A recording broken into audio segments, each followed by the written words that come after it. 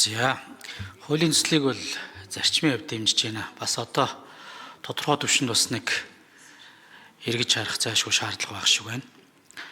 За, хоёрдугаарт яг зүгээр энэ төрийн цэргийн байгууллагын дунд байгаа энэ нисэх одоо хүчин гэж ярих уу.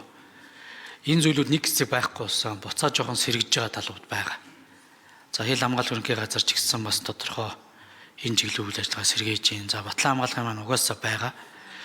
Гэхдээ энэ чиглэлийн имийг жоохон батлан хамгаалах яамнаас бусад одоо яг цэргийн байгууллагад байгаа гэдэг нь онцгой байдлыг бас ярьж байгаа шүү. Энэ чиглэлийн юмнууд зүгээр энэ хуулиар зохицуулагдах уу эсвэл ерөн иргэний нисгийн хуулиар илүү явах талтай байна уу? Хоёрдугаарт яг зүгээр тодорхой төвшөнт нөгөө хосолмол байдлаар мэдээж батлан хамгаалах чиглэлийнхаа үйл ажиллагаанд одоо анхаарч бэлэн байдалтай байхаасаа гадна зарим энэ зүйлүүд дээр нөгөө коммершил талдаа ажиллах буюу арилжааны одоо нислэг эсвэл одоо тэр галт төмрийг унтраах байт юм уу эсвэл одоо хорцон шавж устгах байт юм уу гих зэрэг одоо ийм бас энэ байгаа нөөц болцоонуудыг ашиглах биднэрт бас хэрэгцээ шаардлагууд бас байгаад байгаа.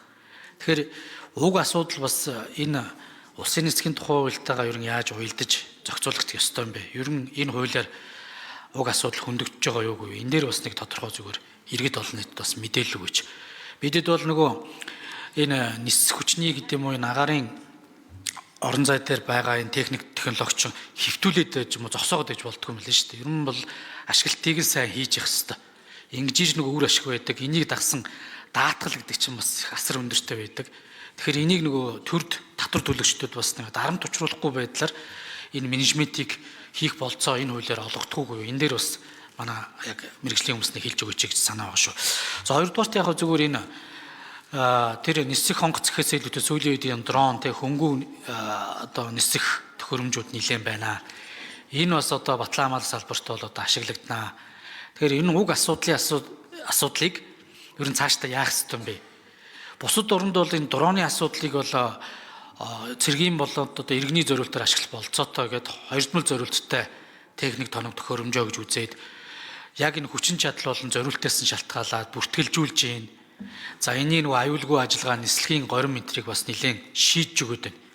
Гэтэл одоо манад бол одоо бас энэ асуудал энэ улсын нисгийн тухай, иргэний нисгийн тухай хуулийн дунд ингээ хаягдаад бас нэг бүрэн одоо зохицуулт байхгүй байна. Тэгэхээр энийг одоо бас ерөн зүгээр цаашдаа яаж уялдуулж харж байгаа вэ? Хил орчимд бол одоо нэг тийм бас энэ асуудал яригдахгүй гэхээс илүүтэйгээр бас сүүлийн үед бол бас хууль бус үйл ажиллагаануудад дроныг ашиглах энэ байдал бол бас нэлээд байгаа гэж сонсогдоод байгаа шүү дээ. Хил орчмын энэ контрабанд энтер дээр бас гарсан ганц нэг кейсүүд бол гарсан. Тэгэхээр энэ зүйлүүдийг яаж ерөн уялдуулж харж байгаа вэ?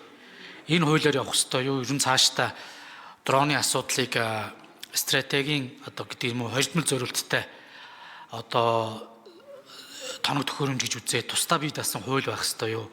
Энэ дээр одоо зам тээврийн ам ч гэдэг юм уу хууль зүйн ам батлан хамгаалах ам ерөн ямар бодлого шийдвэр барьж байгаа вэ гэсэн ийм ерөнхий хоёр асуулт асуух.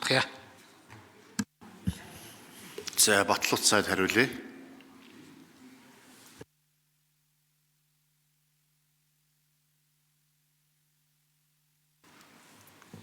За сайн зэрэг гишүүний асуултанд хариулъя. За энэ улсын нисхийн тухай хуулиар бид бүхэн батлан хамгаалах салбараас гадна онцгой байдал хил хамгаалах ерөнхий газар гээд цаашлаад одоо гүйцэтгэх үүргийн чиг үүргээс хамаарсан төрийн одоо байгууллагуудтай холбоотой нисхийн үйл ажиллагаа эрхлэх энэ байгууллагуудын хүрээнд энэ хууль одоо зохицуулагдаж явах хэрэгтэй гэж үзэж байгаа.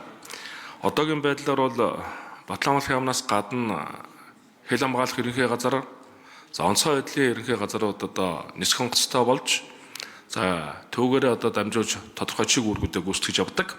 За энэ одоо чиг үүрэг гүйцэтгэж байгаа байгууллагуудын аюулгүй байдал за нисхийн аюулгүй байдалтай холбоотой за бусад одоо чиглэлийн чиг үүргүүдийг тодорхой болгож өгсөн ийм онцлогтой хууль болж байгаа гэдгийг танд хэлье. За нисгчгүй нисчиг төхөөрөмжтэй холбоотой асуудлыг бид бүхэн бас энэ хуулиар тодорхой хэмжээгээр зохицуулна. Гэхдээ энэ бол зөвхөн одоо батлан хамгаалах салбартай холбоотой байлдааны зориултаа нисгчүүн нисдэг төхөөрөмж болоод түүнтэй холбоотой зохицуултуудыг энэ хуулийн хүрээнд үйлчлэх 11 дүрм байгаа. Тэр дүрмийн одоо хүрээнд зохицуулаад явах боломжтой болж байгаа. Харин өнөө цаг үед хугацаанд одоо нисгчүүн нисдэг төхөөрөмж дорооны хэрэглээ нэлээд өндөр болсон учраас Сахим хөгжлийн яамнаас одоо энэ дрон болоод нисгчүүн нисдэг төхөөрөмжтэй холбоотой анхдагч хуулийн төслийг одоо санаачлан боловсруулаад явж байгаа гэж ойлгож байгаа. Тэр хүрээнд одоо бас бусад одоо хэлбэрийн үйл ажиллагаа явуулж байгаа дронтой холбоотой асуудлууд зохицуулагдаад тэр хуулийн хүрээнд одоо зохицуулагдаад явах боломжтой болох байх гэж ойлгож байна. Манайхнаас нэмэлт хариулт байвал хариулж байна. За ажлын хэсэг 4 номерын микрофон дэслэгч генерал Гамбайм хариулъя.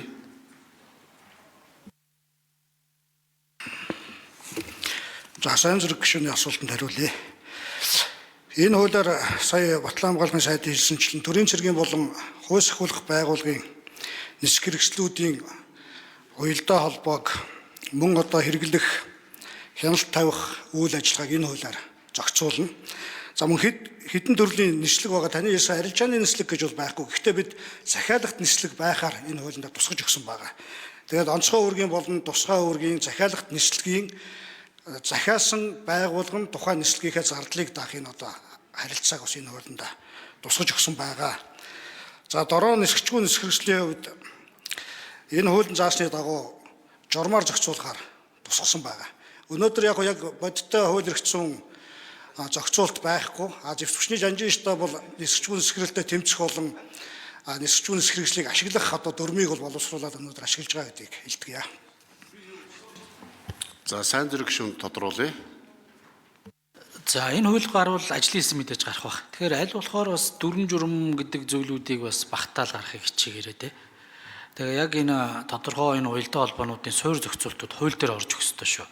Би яг зүгээр арилжааныг хэлчих. Ер нь захиалагт буюу магадгүй одоо бас төрийн зарим одоо харилцан тусалцааны хүрээнд энэ салбарын юмнуудыг бас одоо гал унтраах байт юм уу, ойрын төмөртөө тэмцэх, за эргээд энэ эрүүл мэндийн чиглэлийн байгууллагатай хамтарч ажиллах. Тэгэхгүй одоо яг энэ чиглэлийн юмнууд нь жоохон ингээд баг болчоор нэг хууль зөрчиж гээд байгаа юм шийдвэр гарч өгдөг. Тэгээд ингээд тухайн байгууллагууд маань бас өөр өөрсдийн ийм зүйлүүдийг давхардуулж бий болгох гэдэг юм уу, ингээд бас татвар төлөгчдийн мөнгө өргүү явах юм чиглэлтэй байна. За дорооны асуудлыг бол онцгой анхаараасаа гэж үсэж байна. Би ч гэсэн аж ахуйн нэгжийн орлогын татвар дээр энэ одоо юу гэдэг кибер гэдэг юм уу, энэ цахим одоо спортын асуудлыг дэмжиж байгаа. Ер нь бусад орнуудын энэ цахим спортыг дэмжих хүрээндээ цаашдаа нисгчгүй энэ тоног төхөөрөмжүүдийн За асуултаа гүйцээд асууч. Нэг минут сайн зэрэг гишүүн. Энэ нисгчгүй тоног төхөөрөмж бол дорооны одоо нисгч гэдэг зүйл чинь угаасаа л хүн удирдах байгаа. Тэгэхээр энийг одоо удирдах ойлголт мэдээллийг бол үндсэндээ ингээд бусад одоо орнууд бол юмсад 10 жилийн боловсролоос нь олгоод байгаа. Энтэй яаж зөв боловсон харьцах уу? Аюулгүй ажиллагаа нь юу гэдэг ингээд ерөн дээр Европын орнуудын Нордик орнуудын боловсролын системд бол ингээд захим спортын асуудал ороод ирсэн байгаа хгүй. Яг эцсийн дүндээ спорт гэдэг боловч эн чин цэрэг батлан хамгаалалт салбарын цаашдын чиг хандлагатай тохируулаад залуу боловсон хүчнүүдэд энэ техник технологитой харьцах энэ үйлчилгээний суурийг тавиад байгаа маа. Тэгэхээр энэ дээр бас одоо би бол бас ийм хуулийн төсөл ягаа тэгээд бас хурлын дарга бас хилцүүлэх асуудлыг анхаарч өгөөд ерөн зүгээр цаашдаа бидэд бас аль болохоор залуу үеийн техниктэй технологитой зөв харьцах тэрнээс биш дэлгэц ширтэж ийн гэдэг агуулгыг одоо бас хитийг өргөж яриад байгаа. Ерөн зүгээр энэний зохистой хэрэглээд аюулгүй ажиллагааны талаас нь бас анхаарч бас ойлгуулах хэрэгцээ бол байгаа шүү гэдэг зүйлийг хэлмээр байна. За үгэлжлээд